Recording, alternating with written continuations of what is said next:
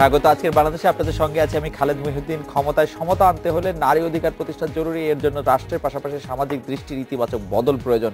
এসব নিয়ে আজকের আলোচনা সোজা চোখে। কথা বলতে স্টুডিওতে আছেন ডেইলি নিউ এজের সম্পাদক নুরুল কবির, আছেন ঢাকা বিশ্ববিদ্যালয়ের সমাজবিজ্ঞান বিভাগের অধ্যাপক ডক্টর সাদেকা হালিম এবং লেখক তাত্ত্বিক অধ্যাপক ডক্টর আজফার হোসেন। আমি প্রথমে নুরুল কবির ভাই আপনার কাছে জানতে চাইবো যে আমরা এখন নারীকে যে জায়গায় দেখি, সমাজ যে জায়গায় দেখে, রাষ্ট্র যে জায়গায় থেকে, গণমাধ্যম যে জায়গায় থেকে, রাজনীতি যে জায়গা থেকে, আপনি যে বিষয়ে বলছিলেন সেই পুরোটাকে আপনার দৃষ্টিতে বা আপনার বিশ্লেষণে আপনি কেমন দেখেন নারীকে? দেখুন, ধন্যবাদ। এখনো পর্যন্ত বাংলাদেশে পৃথিবীর অনেক জায়গার মতোই, বিশেষত তৃতীয় বিশ্বের দেশগুলির মতনই, নারীকে মানুষ হিসেবে দেখা হয় না। নারীকে ইনফেরিয়র, অধস্তন মানুষ হিসেবে দেখা হয়।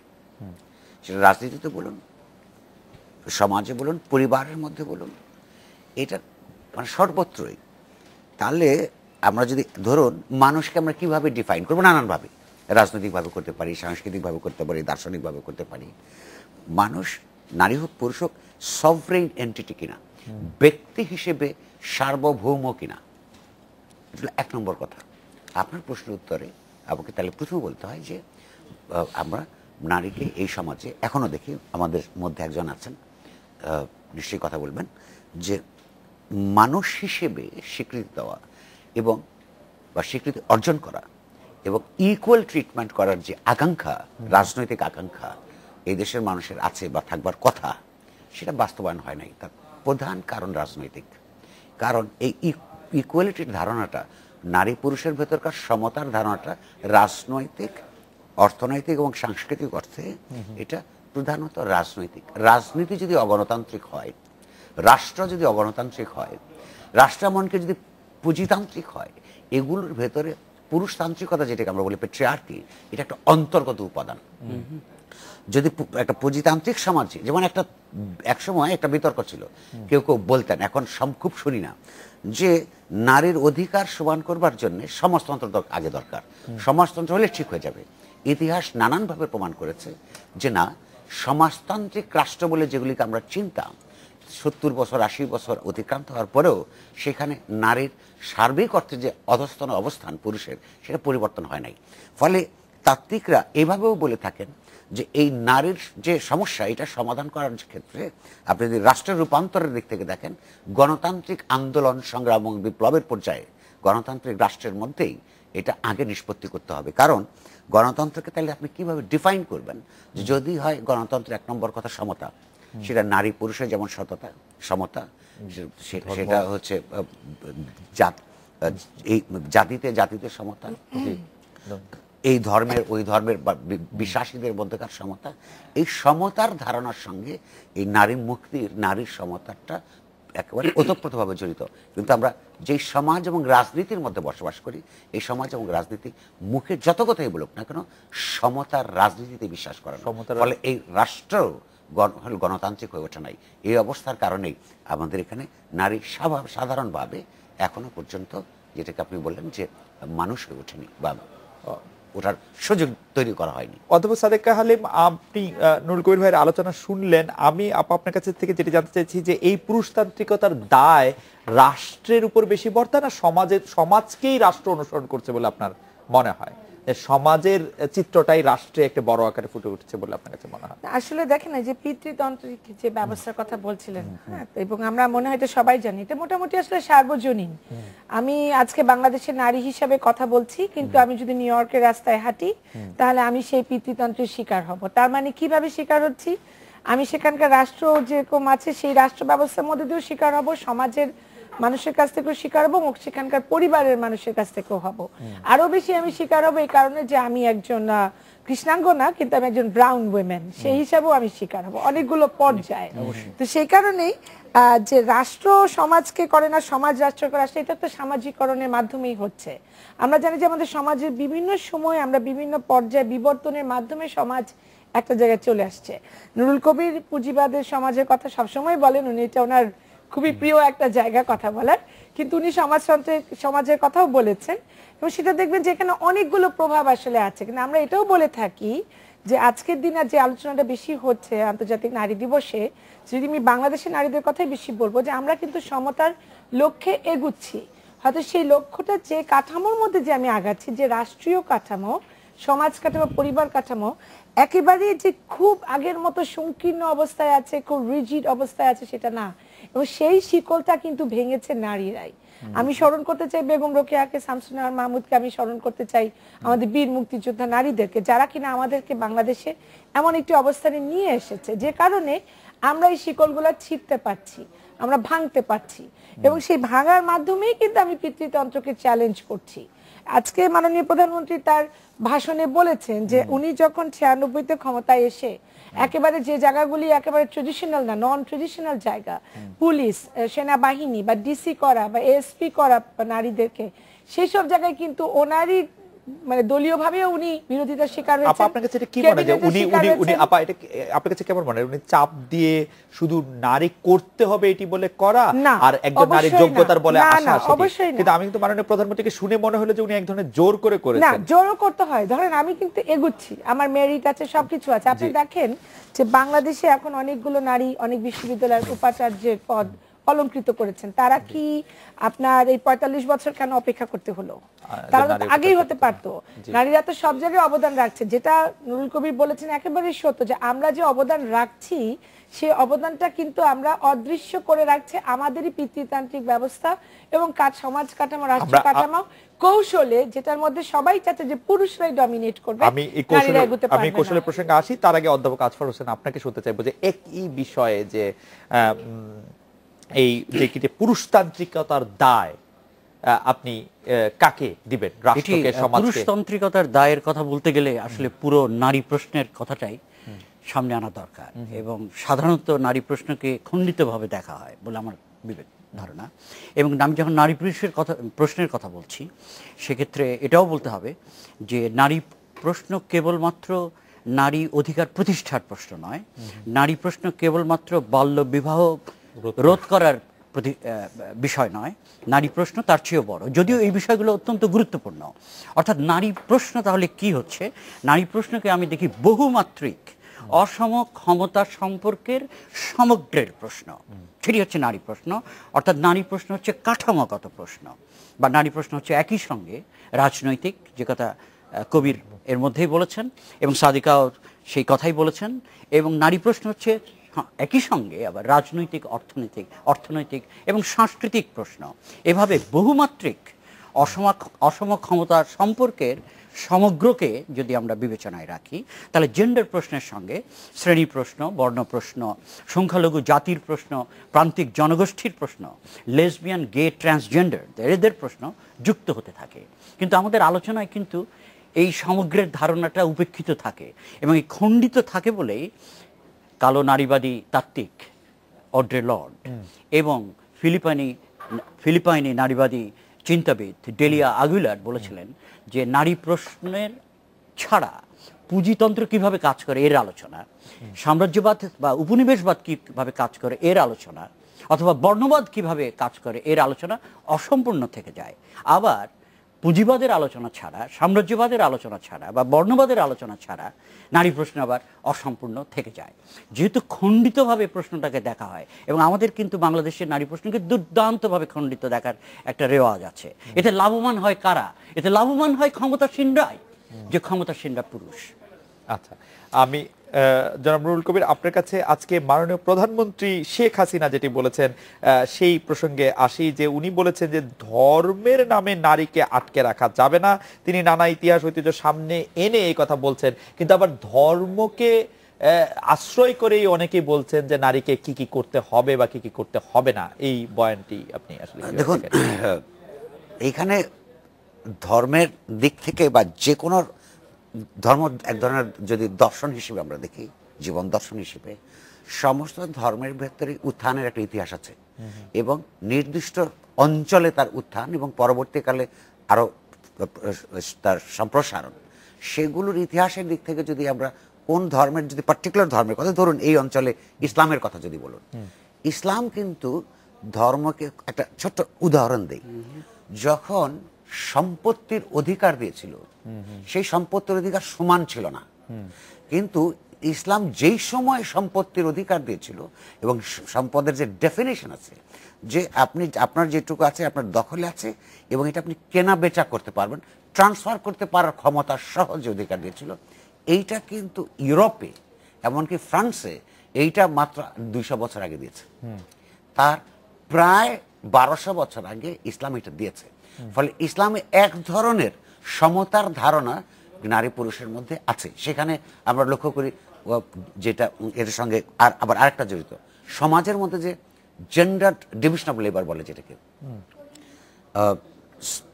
শ্রমের নারী বিভাগ, যে যেটাকে বলে যে জেন্ডার ভিত্তিক সামাজিক শ্রম বিভাজন, তার মধ্যে যেমন কতগুলো সফট ব্যাপার থাকে না, মেয়েরা হলো নার্স হবে, স্কুলের টিচার হবে, হ্যাঁ, এই যেগুলো মাথার মধ্যে তৈরি হয়ে থাকে সাংস্কৃতিকভাবে, এটা জেন্ডার ডিভিশন অফ লেবার। কিন্তু আমরা কিন্তু ইসলামের আমলেও দেখেছি ঘোড়ায় চড়ে যুদ্ধ করছে মেয়েরা, বা ইসলামের মুসলমানদের মধ্যে ভারতেও উদাহরণ আছে, সুলতানা রাজিয়ার কথা আমরা শুনেছি। এগুলো যদি বিচ্ছিন্ন বিচ্ছিন্ন উদাহরণ, কিন্তু সেগুলো ধর্ম বিরুদ্ধে না। সেই দিক থেকে প্রধানমন্ত্রী যেটা বলেছেন, আমি মনে করি যে ধর্মকে একতরফা সংকীর্ণভাবে ব্যাখ্যা দিয়ে যদি কেউ এইটাকে নারী অধিকারের বিরুদ্ধে বলে, সেটা অন্যায়। বাট আমি একটু প্রশ্নটা করতে চাই, কিন্তু ধর্মের ওই ব্যাখ্যাটাই এই অঞ্চলে বেশি জনপ্রিয় হইতেছে যে নারীদের আসলে আলাদাই থাকা উচিত, ভিতরেই থাকা উচিত, আমি কমই করা উচিত। কেন আসছি সেটাই। কিন্তু আমি আগেও বলেছি, যেমন এখনো আবারও বলছি, প্রধানত এটা রাজনৈতিক। যেমন ধরুন সাদেকা বলেছেন যে ইঙ্গিত দিয়েছেন যে প্রধানমন্ত্রী বা এই সময়ে বা সাম্প্রতিক কালগুলিতে, বা আপনি যে আরো পরিষ্কার করবেন, দুইটাকে ধরেই যদি বলি, দুটো বড় বড় রাজনৈতিক দল, তাই এই দুই দলের যে নেত্রী দুজন বহুদিন ধরেই আছেন এখানে। সেটা এক দল আর এক দলের বিরুদ্ধে অভিযোগ আছে, উভয় দলের বিরুদ্ধে আমাদের নানান রাজনৈতিক অভিযোগ আছে, সেটা একটা ভিন্ন আলোচনা। কিন্তু এই যে তারা এইখানে তাদের আপন আপন দলের মধ্যে এবং রাষ্ট্র পরিচালনার ক্ষেত্রে আপন আপন সরকারের মধ্যে তারা ভীষণ দাপটের সঙ্গে স্বৈরতান্ত্রিকভাবে তারা কিন্তু শাসন এবং পরিচালনা করেছেন। তারপরেও এই দলগুলোর মধ্যে আমি এই মুহূর্তের যদি একটা আপনাকে পরিসংখ্যান দিই, আওয়ামী লীগের যে আপনার কেন্দ্রীয় কমিটির 73 জন সদস্য আছেন, এটার মধ্যে 13.69% হচ্ছে এই মুহূর্তে নারী।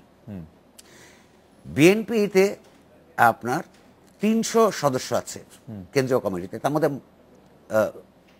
371 জন, তার মধ্যে 12.60%, 13 কম, মানে কাছাকাছি আর কি, অর্থাৎ তাদের নানান পার্থক্য থাকতে পারে। আপন আপন রাজনৈতিক দলের রাজনৈতিক সিদ্ধান্ত গ্রহণ প্রক্রিয়ায় নারীদের সংখ্যার মধ্যে তাদের কিন্তু ভীষণ মিল আপনি লক্ষ্য করুন, এবং সেই মিলটা কিন্তু অত্যন্ত নেতিবাচক মিল। তাহলে একটা হচ্ছে মুখে রেটরিক বলা, আর হচ্ছে সিদ্ধান্ত গ্রহণ প্রক্রিয়ার মধ্যে নারীকে যুক্ত করা, যেখানে ক্ষমতার যে কথা বলেছেন, অসম ক্ষমতার লড়াইয়ে দলের মধ্যে নারীরা হেরে যাচ্ছে। আমার মনে যে দ্বিতীয়ত আপনি লক্ষ্য করুন, আমি এই প্রসঙ্গে শেষ করি, এবং এই যে দুইটা ফিগার আপনাকে আমি দিলাম, জেন্ডার ডিসক্রিমিনেট করলে চলবে না, না একদম না, কখনই করা উচিত না। সেটা অলরেডি ওরা করে ফেলেছে। এই আলোচনায় কমপক্ষে আরো নারী থাকা উচিত ছিল। আর তারপর একজন কি দুইজন নারীকে নেতা হিসেবে দেখিয়ে আমরা অগ্রগতির যে বয়ান সামনে আনি, রাইট, আমি সেটাই বলছি। তুমি লক্ষ্য করুন তাহলে কি দাঁড়ায়, অর্থাৎ নারী নিজে একটা পুরুষতান্ত্রিক কাঠামোর মধ্যে চূড়ান্ত ক্ষমতার অধিকার হলেও তার মন এবং মনন এবং তার পরিবেশ পুরুষতান্ত্রিকতা আক্রান্ত থাকতে পারে। এগুলো হচ্ছে জলজান্ত উদাহরণ। আমি অধ্যাপক সাদেকা আলিম এবং অধ্যাপক আসফার হোসেনের কাছে শুনতে চাইবো, আমরা একটা বিরতি নিয়ে ফিরি। ধর্ম নারীকে এগিয়ে দেওয়ার ক্ষেত্রে সাহায্য করে নাকি প্রতিবন্ধকতা সৃষ্টি করে? আমরা এই ক্ষেত্রে কোনটি মেনে নেব বা কোনটি শুনবো? আমরা বিরতি নিচ্ছি, ফিরছি তারপরে।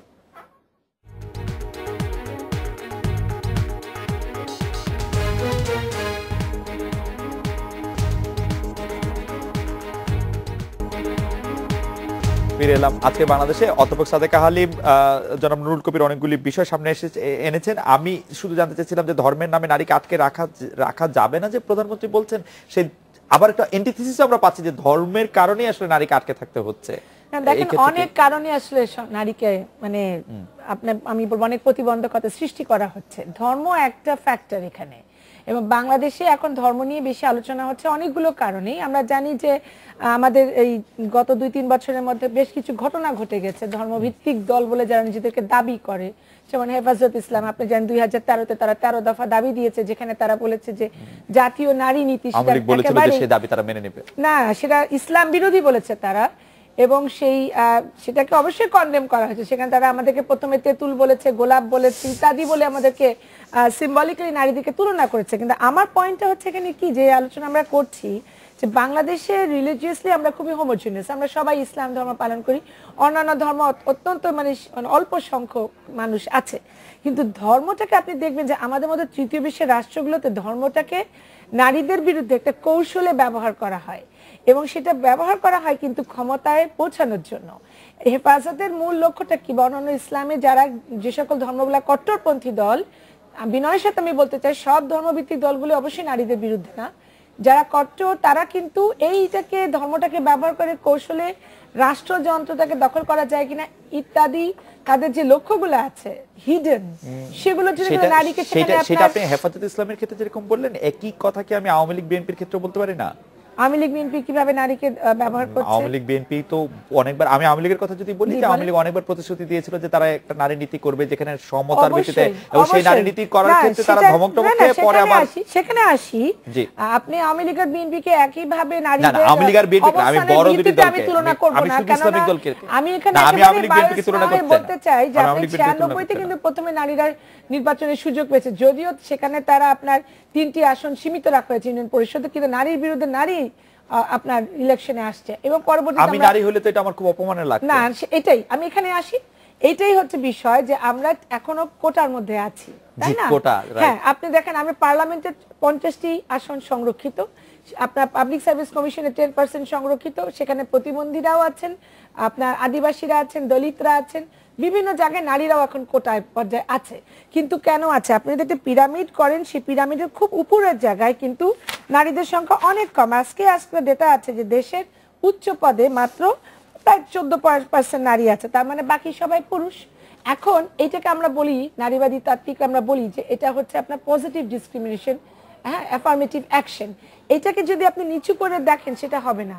আমরা তো শিক্ষিত, আমাদের মেধা আছে, আমরা কর্মঠ, কিন্তু ওই পিতৃতান্ত্রিক কাঠামোর মধ্যে, যেটা আসবার হোসেন বলছেন, সেই কাঠামোর মধ্যে যখন একটা নারী কম্পিটিশনে যাচ্ছে, সে হেরে যাচ্ছে ওই কারণে, এবং সেখানে ধর্মও কিন্তু একটি কাঠামো সৃষ্টি করছে। অধ্যাপক আসফার হোসেন, আমি এইটা সম্পর্কে আপনি একটু মূল্যায়ন করতে চাই। একই প্রশ্ন, ধর্ম। আচ্ছা, প্রথমে বলে নিতে হবে যে ধর্ম নিজে একটা বহুলব্ধি ভারাক্রান্ত এলাকা। এখন সেই ক্ষেত্রে এটাও তুলতে হবে প্রশ্নটা, কার ধর্ম, কিসের ধর্ম, কে ব্যবহার করছে ধর্ম, কোন প্রেক্ষিতে ব্যবহার করছে ধর্ম। না হলে ধর্ম নিয়ে একটা সাধারণীকরণের ভেতরে আমরা পড়ে যাই, এবং পড়ে গিয়ে হয় ধর্মকে নারীর বিরুদ্ধে ব্যবহার করা হয়, নয় বা ধর্মকে নারীর পক্ষে ব্যবহার করা হয়।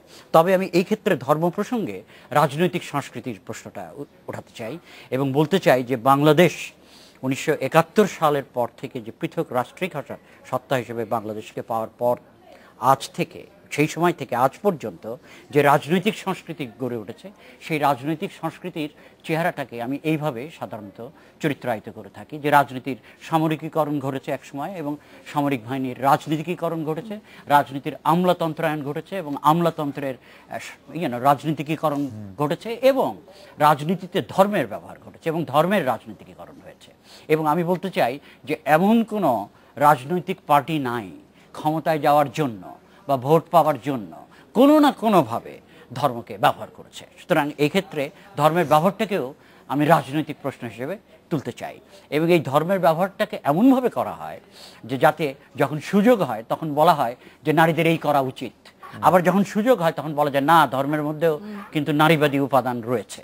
সুতরাং এটা আবারও আমি বলবো যে চূড়ান্তভাবেই রাজনৈতিক প্রশ্ন, এবং এই রাজনৈতিক প্রশ্নের মীমাংসা ছাড়া রাজনৈতিকভাবে আমরা ধর্মের প্রশ্নটাও মীমাংসা করতে পারি। আমি কবির ভাইয়ের কাছে আবার একটু আসতে চাই, রাজনৈতিক মীমাংসার বিষয়ে আমি একটু মানে প্রশ্নটিকে যদি একটু বিস্তৃত করি, যে রাজনৈতিক পরিস্থিতি যখন উত্তপ্ত থাকে তখন দেশের অনেকেই ইঙ্গিত করেন রাজনৈতিক নেতৃত্বে পুরুষ থাকলে পরিস্থিতি এত জটিল হতো না। এমনকি বিদেশি পত্রপত্রিকা যারা সকল ডিসক্রিমিনেশনের এগেইনস্টে, তারাও বারবার দুটি প্রধান দলের দুই প্রধানকে দুই নারী হিসাবে আখ্যায়িত করেন, এবং এমন সব শব্দ ব্যবহার করেন যেটি আসলে আপনি এটিকে পুরোটাই যে আমাদের যে ধনতান্ত্রিক সমাজ, যে পুরুষতান্ত্রিক সমাজ এবং অসম ক্ষমতার সম্পর্কের যে সমাজ, সেই সমাজের মধ্যে নারীকে হেয় করবার জন্য একটা সাংস্কৃতিকভাবেই এই মনন, এই সমাজ, এই বিশ্ববিদ্যালয়গুলো উৎপাদন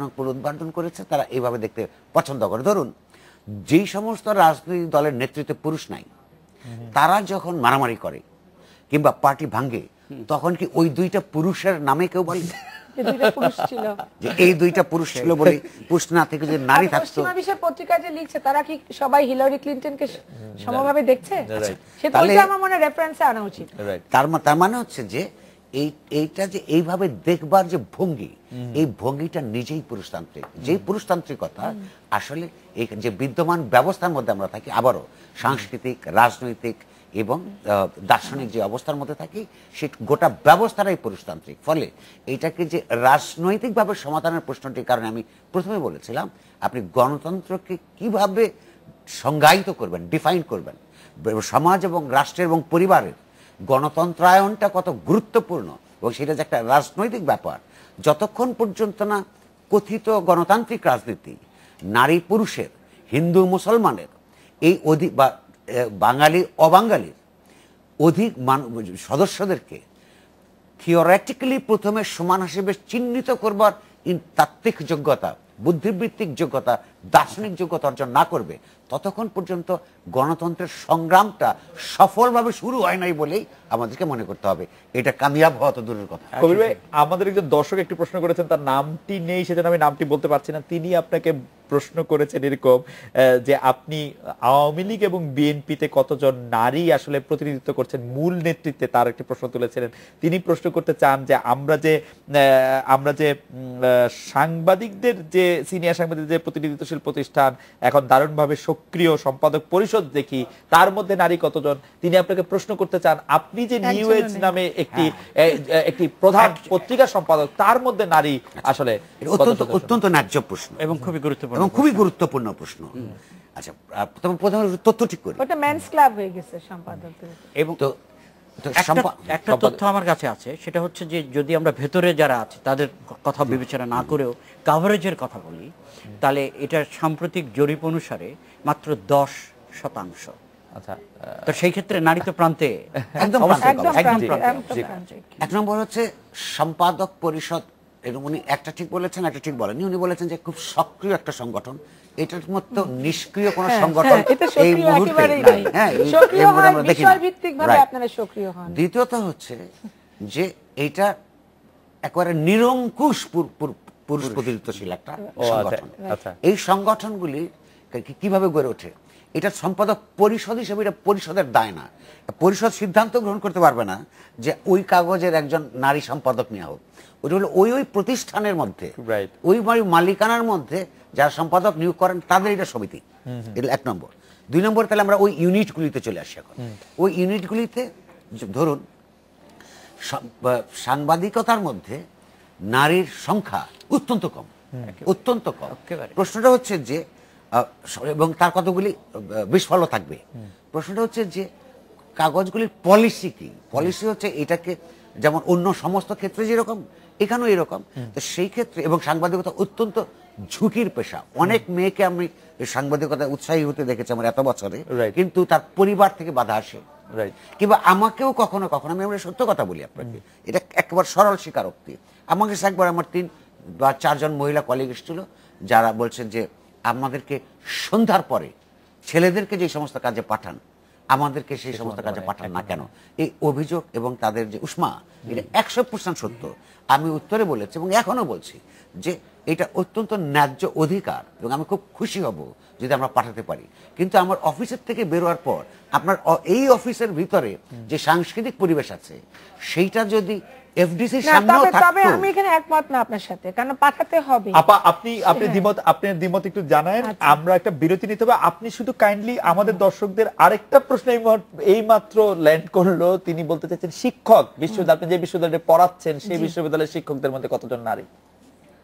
এইটা আপনার জানা আছে কিনা পার্সেন্টেজ ওয়াইজ? না, পার্সেন্টেজ ওয়াইজ আমি ঠিক বলতে পারবো না। আমাদের এখন 1800 মতো শিক্ষক আছে, তার মধ্যে প্রায় 500 আমরা কাছাকাছি নারী। 500 তাহলে মানে শিক্ষকদের সংখ্যাটি একটু হাইরে। আমরা একটা বিরতি নিচ্ছি আপা, বিরতির পর ফিরে এসে কবির ভাই যদি আরেকটু কিছু বলার থাকে শেষ করলে তারপর আপনার বক্তব্য আমরা শুনবো। আমরা একটা বিরতি নিয়ে ফিরছি আপনার কাছে।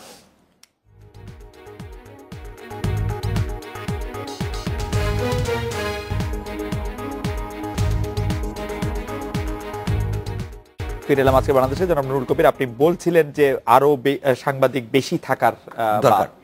এই দরকারটা নির্ভর করে দুটোর ব্যাপারে। একটা হচ্ছে একটা যে কোনো প্রতিষ্ঠানের মিডিয়াম প্রতিষ্ঠানের মধ্যে তার সম্পাদকীয় নীতিকে আমাদের নীতির সংখ্যা বাড়ানো যত সংখ্যক পারা যায়।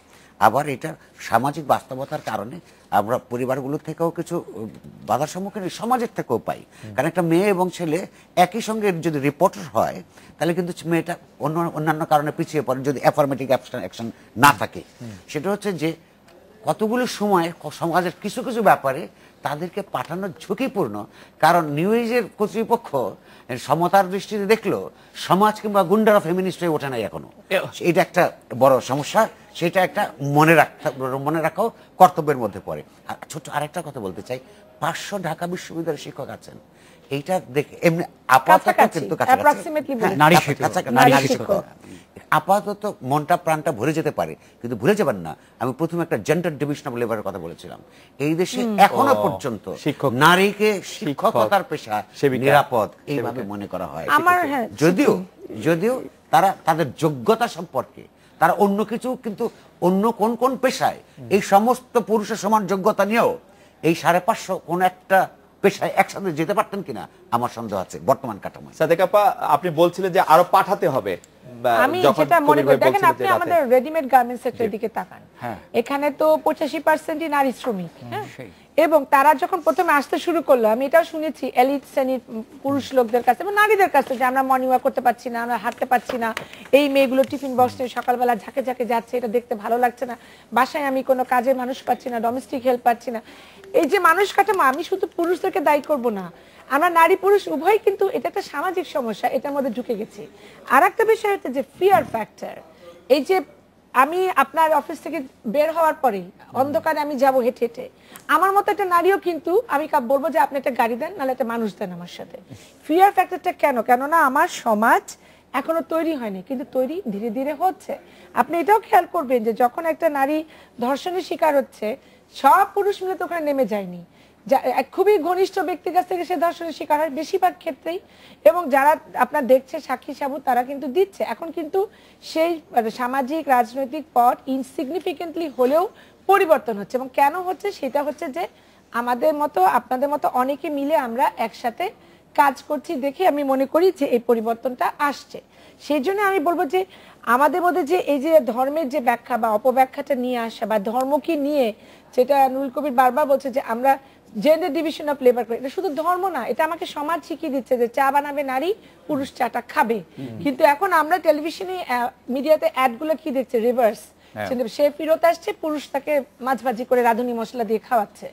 আবার অন্যভাবে দেখাচ্ছে যে আপনার নারীকে মডেলের র্যাম্পে উঠি আমরা যেভাবে দেখছি, আমরা আইটেম সং গুলো দেখছি, আমরা একটা ককটেল কালচারের মধ্যে বসে আছি। সেখান থেকে আমাকে বেছে নিতে হবে আমি কিভাবে এগোবো। অধ্যাপক আছর হোসেন। না, আমি আপনার সঙ্গে একমত হয়ে বলতে চাই এটা যে ব্যাপারটা ঘটছে, কিন্তু এখানে আমি একটু অন্য বিষয়ে যাই, যে পুরুষদের যে কর্তব্য বিষয়ে বিশিষ্ট কিছু ব্যক্তি আমাদেরকে উপদেশ দিয়েছেন আজকে, যেটা জাতীয় দৈনিকের পাতায় প্রকাশিত হয়েছে, যে প্রত্যেকটা পুরুষের কি কি করা উচিত এই বলে।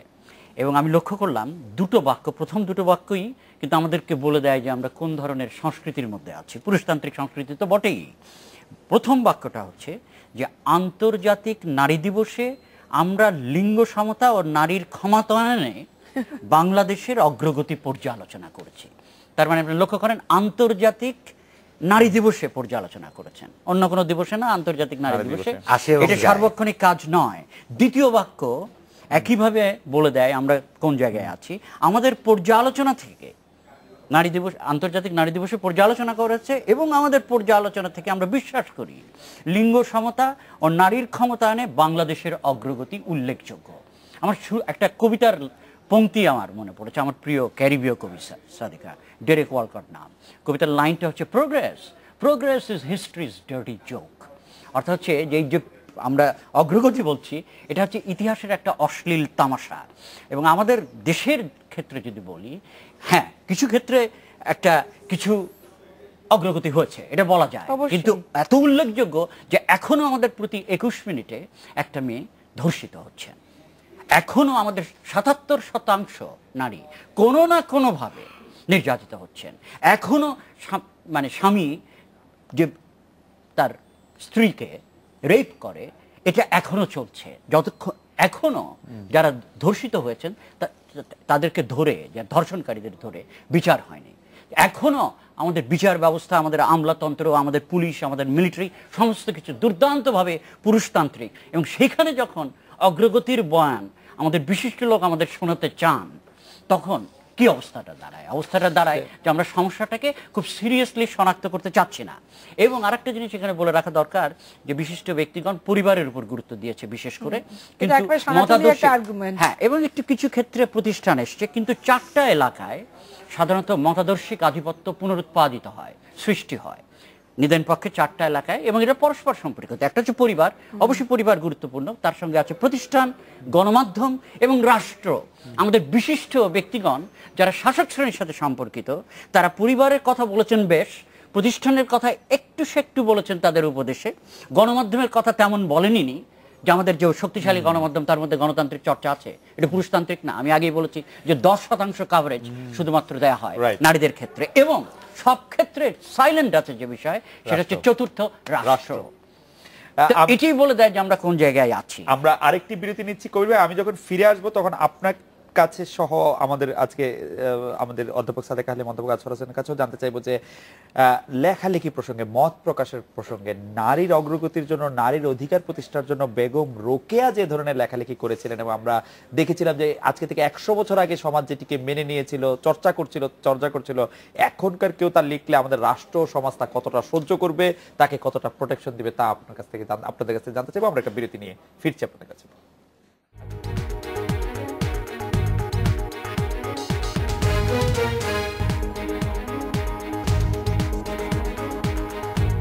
ফিরে এলাম আজকের বাংলাদেশে। আমি যারা নুরুল কবির আপনার কাছে জানতে চাইছি যে নারীর অগ্রগতির জন্য বা নারীর অধিকার প্রতিষ্ঠার জন্য বেগম রোকেয়া যে ধরনের লেখালেখি করছিলেন, এখন কেউ তা লিখলে রাষ্ট্র সমাজ সেই লেখা কতটা সহ্য করবে, তাকে কতটা নিরাপত্তা বা প্রোটেকশন দিতে চাইবে? দেখুন, আপনার প্রশ্নের মধ্যে একটা ইঙ্গিত আছে যে বেগম রোকেয়ার যে নারীবাদী আন্দোলন, এই অঞ্চলে আন্দোলন এবং বিশেষত তার যে নিজস্ব সংগ্রাম, সেই সংগ্রামটা কত বড় ছিল। এবং যখনই প্রশ্ন উঠে যে এখন কি এটা রাষ্ট্র দিবে, তার মানে হচ্ছে একটা সংশয় আছে। এই সংশয়টা তৈরি হবার ক্ষেত্রে যে প্রথম থেকে আসপার একটা কথা বলছিলেন, আমরা যখন একটা রক্তাক্ত যুদ্ধের মধ্য দিয়ে একটা স্বাধীন রাষ্ট্র প্রতিষ্ঠা করলাম, তার প্রথম থেকে এ পর্যন্ত আমরা যে এমনকি ইতিহাসে যে বয়ান তৈরি করেছি, তার মধ্যে পুরুষতান্ত্রিকতা বিদ্ধ। যেমন ধরুন, এই যে আপনার ইনফরমালি আমরা বলছিলাম, এটা রাজনৈতিক ইমপ্লিকেশনটা কি? আমাদের নারী কি এইখানে আমাদের দেশে, নারী কি আমাদের দেশের আমাদের মুক্তিযুদ্ধে অংশগ্রহণ করেছিলেন কি করেন নাই? সক্রিয়ভাবে অংশগ্রহণ করেছেন। বিশেষত যেই দেশে একটা গেরিলা যুদ্ধের মধ্য দিয়ে হয়, জনগণের বিশেষত নারীর প্রত্যক্ষভাবে সহযোগিতা, সহমর্মিতা এবং অংশগ্রহণ ছাড়া হতে পারে না। তারপরে হচ্ছে অস্ত্র নিয়ে যুদ্ধ করেছে, এইরকম নারীর সংখ্যা খুব কম না, হ্যাঁ পুরুষের তুলনায় কম, কিন্তু উদাহরণ নাই তা নয়। ইতিহাসের মধ্যে আছে যে মেয়েদের একটা গ্রুপ নারীদের সশস্ত্র যুদ্ধে অংশগ্রহণ করার জন্য আলাদা সেক্টর, ট্রেনিং সেন্টার খুলতে বলেছিল, এবং সরকার তখন একটা কয়েকজন সেক্টরকে আমার চিন্তা শুরু করেছিলেন, এর আগে দেশ স্বাধীন হয়ে গেছে। কিন্তু এই বয়ানটা কিভাবে ইতিহাস এসছে? আওয়ামী লীগ একরকম করে লেখে, বিএনপি একরকম করে লেখে, তাদের নেতাদের ব্যাপারে, নারীর ব্যাপারে কিভাবে আসে? একই কথা, 2 লক্ষ মা বোনের ইজ্জতের বিনিময়ে, অ্যাজ ইফ তারা যে এই যে নির্মম রেপের যে নির্মম শিকার হয়েছেন, এর বাইরে কি তার উল্লেখযোগ্য আর কোনো অবদান নাই? এইটা তো এই বয়ানের মধ্যে অনুপস্থিত। প্রথম থেকে যখন এইভাবে শুরু হয় একটা পুরুষতান্ত্রিক রাষ্ট্র কাঠামো, এত বড় অবদানের পরেও সেইখানে ধীরে ধীরে ধীরে ধীরে আস্তে আস্তে এখন একসময় রাষ্ট্র থেকে ধর্মকে সেপারেট করার কথা বলা হয়েছিল, দাবি ছিল সমাজে। 60-এর দশকেও এই দেশে এই মুহূর্তে নারীর যে শহরে চলাফেরা করার যতটুকু নিরাপত্তা আছে তার চেয়ে বেশি ছিল, কারণ তখন সমাজের মধ্যে একটা গণতান্ত্রিক সাংস্কৃতিক সংগ্রাম ছিল। সমাজ যত বেশি ডিপলিটিসাইজড হবে, সমাজের মধ্যে চিন্তার মধ্যে সংস্কৃতির মধ্যে যতক্ষণ পর্যন্ত, আমি আবারও বলছি, রাজনৈতিকভাবে নারীকে সমান নাগরিক হিসেবে দেখবার মন এবং মনন তৈরি হবে, ততক্ষণ পর্যন্ত এগুলো চলতে থাকবে। অনেক কিছুর মতোই সেগুলো অনেক পিছিয়ে পড়েছি বলেই আপনার জন্য ওই আশঙ্কাটা তৈরি হচ্ছে। তারপরও আমি আরেকটা কথা বলে শেষ করব। যদি নারী লেখে তাহলে কি হবে বলেছেন। প্রথম কথা হচ্ছে অনেক নারী লেখেন, আর আরো বেশি লিখলে কি হবে, সেক্ষেত্রে সেইটা রক্ষা করার দায়, তাদেরকে প্রোটেকশন দেওয়ার, পাশে দাঁড়াবার, সংহতি প্রকাশ করবার দায়িত্ব দায় শুধু নারীর না। যেই লোকটি একবার বলবে, পুরুষ হোক নারী হোক, যে আমি রাষ্ট্র এবং সমাজের গণতান্ত্রিক রূপান্তর চাই, তাকে প্রথমত তাকে নারী পুরুষের সমান অধিকারে বিশ্বাস করবার কথা, যে গণতন্ত্র চায় ওইটার পাশে দাঁড়াবে। যে দাঁড়াবে না, সে মুখে 1000 স্লোগান উত্থাপন করুক, আমার তাকে গণতন্ত্রী হিসেবে বিশ্বাস করবার কোনো সুযোগ থাকবে না। অধ্যাপক সাদেকা হালিম, নারী অধিকার প্রতিষ্ঠার জন্য বেগম রোকেয়া যে ধরনের লেখালেখি করছিলেন, সেই রকম লেখালেখি করেও অনেক এখন নানা রকম আমি যদি বলি বিপদেই পড়ছেন, সেটিকে কিভাবে দেখছেন? এটা খুবই দুঃখজনক আসলে।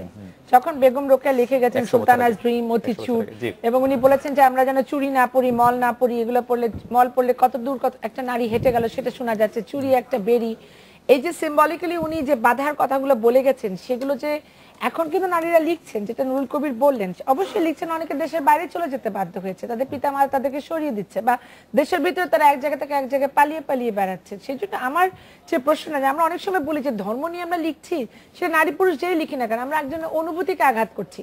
কার অনুভূতি এটা?